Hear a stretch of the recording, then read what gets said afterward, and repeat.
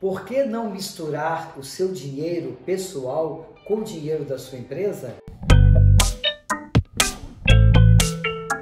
Olá, meu nome é Clodoaldo Lacerda, para os que me conhecem. Para os que não me conhecem, continua sendo Clodoaldo Lacerda. Se você ainda não é inscrito em nosso canal, inscreva-se aqui, deixe seu like. Tenho sido sempre procurado por empreendedores, alguns microempreendedores individuais, alguns pequenos empresários. Eu tenho percebido uma dor neles, que é uma dor que eu comecei a investigar e entendi que está intimamente relacionada ao fato de eles misturarem sua vida pessoal com a sua vida empresarial, sobretudo no que diz respeito a finanças. É isso mesmo, não é incomum quando a empresa não tem caixa e ela tem contas a pagar, o empresário enfiar a mão no bolso, pegar o dinheiro e pagar com o dinheiro dele. Mas, infelizmente, o contrário também é verdadeiro. Muitas das vezes a empresa está bem de caixa, e o empresário está sem dinheiro no bolso. Então, quando ele vai pagar a conta de luz dele, a conta de telefone, vai pagar o supermercado, o açougue, muitas das vezes ele pega dinheiro da empresa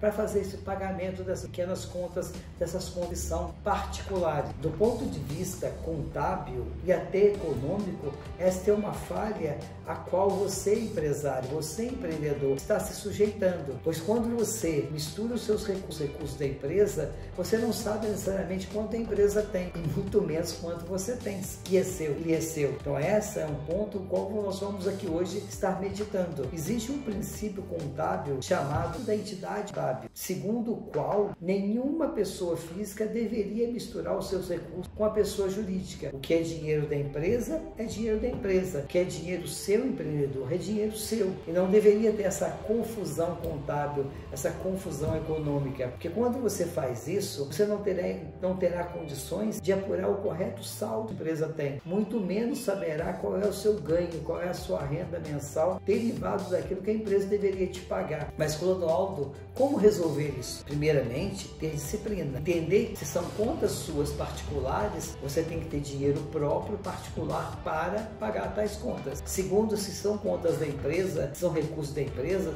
eles deverão ser aplicados e reinvestidos na empresa. Então, você precisa entender que você, enquanto empreendedor, você tem duas pessoas, duas personalidades. Uma é a sua pessoa física, que é você, pessoalmente falando, e a outra é a sua pessoa jurídica, sua personalidade jurídica, que é a empresa. Nesse caso, você precisa separar. Mas eu sei, empresário, eu sei, empreendedor, que muitas das vezes o dinheiro que a empresa vende é o dinheiro que você utiliza. Como tratar isso? Você deveria primeiro estabelecer uma renda mensal para você. Você sabia que, quanto empreendedor, quanto sócio da sua empresa, quando proprietário da sua empresa, você tem direito a uma retirada pro labore? O que é retirada pro labore? É o seu salário. É isso mesmo, tem esse nome chique, né? Retirada pro labore, retirada para o trabalho. Pro labore é uma palavra em latim, quer dizer para o trabalho ou do trabalho. É uma retirada na qual você se auto-remunera, você se auto-paga por você ter a empresa e estar lá o dia todo trabalhando, gerindo, vendendo, produzindo muitas das vezes. Você tem o direito a uma remuneração. Nós não chamamos de salário, porque salário geralmente pressupõe os seus empregados, os seus funcionários, os seus colaboradores. Mas você tem direito a uma retirada pro labore mensal. Você precisa estabelecer qual é esse valor. Então, o meu conselho inicial é: você precisa definir quanto você tem necessidade mensal, qual é a sobra de caixa, a sobra de dinheiro que a sua empresa gera mensalmente, e a partir daí estabelecer um valor do qual a sua empresa mensalmente vai te pagar. Com esse dinheiro que a sua empresa vai te pagar, você tem que ter condições de gerir ele como um colaborador seu, quando ele recebe o salário, e vai mensalmente usar o recurso do salário para pagar as contas dele, aluguel, conta de luz, conta de telefone, alimentação, pensão ou qualquer outro gasto, e até de diversão. Você é a mesma coisa. Independente de qual é esse valor, você precisa definir esse valor. Quando você define esse valor que é a sua retirada pro labore, ela vira um custo da empresa. Muitas das vezes um custo da empresa. E a empresa já sabe que tem que te pagar. Então ela tem que fazer o cálculo dela mensal na composição do resultado dela, considerando que ela vai ter os fixos dela e os custos variáveis. Aí esse conceito, inclusive, a gente chama de margem de contribuição. O que é uma margem de contribuição? é o valor o qual você pega o valor total da receita da empresa, são as vendas dela, o faturamento dela, deduz aquelas despesas que chamam de despesas variáveis, que elas variam em função da sua venda. Pode ser matéria-prima, pode ser material de embalagem, pode ser material de pintura, material de acabamento.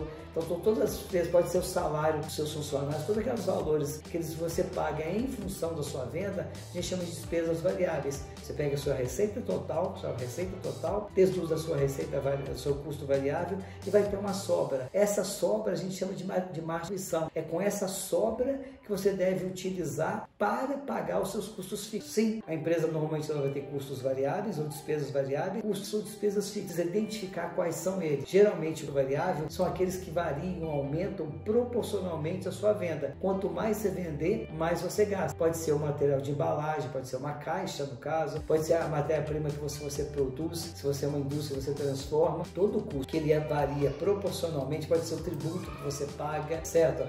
Pode ser a despesa que você tem com o envio por correio, que ela é proporcional àquilo que você produz. Então, toda despesa ou custo variável, você deduz sua receita total e essa sobra a gente chama de margem.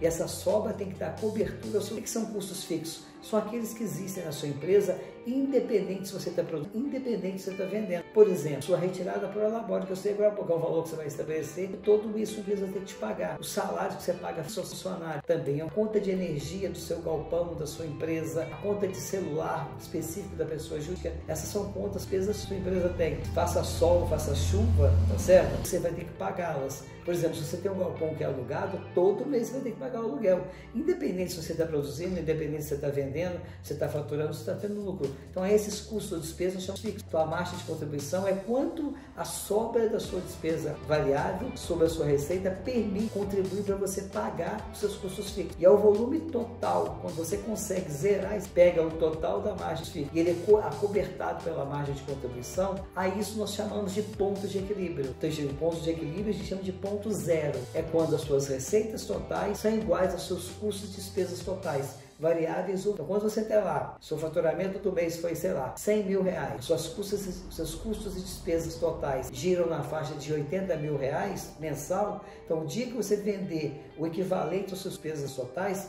você chegou ao seu ponto de equilíbrio. Então, isso quer dizer que a partir daquele momento você passa a ter lucro. Tudo aquilo que você produzir, vender ou faturar, dentro de deduzidos as despesas e custos variáveis, vai te gerar, obviamente, lucro. Você já conseguiu, ao longo do mês, dar cobertura ao seu custo e às suas despesas. Vamos fazer um exemplo para clarear isso com lista de números, tá? Imagina que você tem uma indústria de canecas. Sim, uma indústria de canecas. E o seu custo mensal, sabe esse que dá cobertura aos salários, a sua retirada por labore, a energia, o telefone, o aluguel, ele fica na ordem de R$ 910 reais. Imagina que o seu faturamento, o seu preço de venda, tá? Vamos trabalhar de forma unitária. O seu preço de venda, ele seja na ordem de R$ 40 reais por unidade de caneca. Quando você vende a caneca, você fatura R$ 40 reais. O seu custo variável, ou seja, aquilo que é necessário para produzir a caneca e colocar ela no seu cliente, ele fica na faixa de R$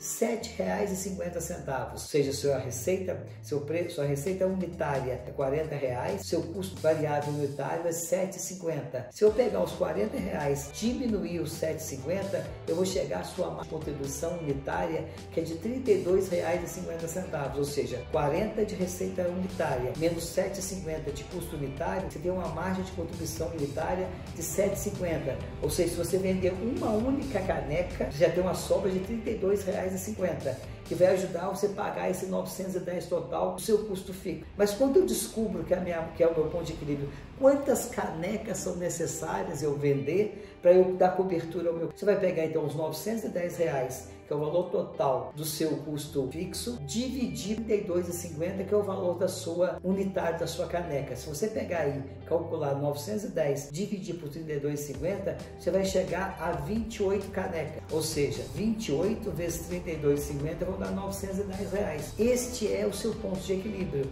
Ou seja, para você passar a ter lucro mensal do seu negócio, você pagar seus totais, que é de 910, você precisa no mínimo, comercializar, faturar, vender e ter 28 canecas. Então, 28 canecas, né? Você, ao custo, a sua margem de contribuição unitária de R$2,50 dá cobertura no seu custo fixo. A partir daí, tudo que você faturar, vender, deduzido, claro, os custos variáveis, vai ser gerar lucro. É assim que se calcula de uma forma bem simples, ponto de equilíbrio. E você tem que ter noção disso, você tem que ter noção de sua margem de contribuição. Se você tiver condições de direcionar sua margem de contribuição e seu ponto de equilíbrio, você vai ver que você conseguiu pagar sua retirada do labore, o salário dos funcionários, a energia, o telefone, o aluguel, a matéria-prima, o material de embalagem, tudo, e vai ter lucro, tá certo? Essa é a ideia. Então, primeira recomendação de hoje é: não misture os recursos seus particulares com os recursos da sua empresa. Saiba quanto é o seu ponto de equilíbrio, saiba quanto é a sua margem de contribuição.